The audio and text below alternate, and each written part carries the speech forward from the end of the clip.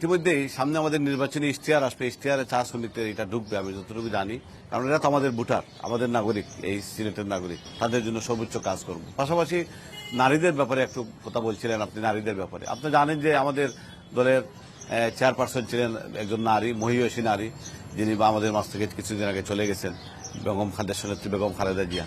নারীদের ব্যাপারে আমরা সবসময় অগ্রাধিকার দিই এবং এইবারও অনেক জায়গায় আমাদের নারীরা সেখানে সংসদ সদস্য প্রার্থী হিসাবে দাঁড়িয়েছে। মোহাম্মদ ওয়াটার ট্যাঙ্ক, যা পানিকে রাখে শতভাগ বিশুদ্ধ। এন মোহাম্মদ ওয়াটার ট্যাঙ্ক, বিশুদ্ধ পানির ব্যাগ। হয়তো ওইভাবে সিলেট অঞ্চলে আমাদের মহিলা নেত্রী, আমাদের ইলিয়াস আলী, আমাদের প্রিয় নেতা, এখনো গুম আছেন যিনি, ওনার সহধর্মিনী এবার নির্বাচনে দাঁড়িয়েছেন, উনি একজন নারী।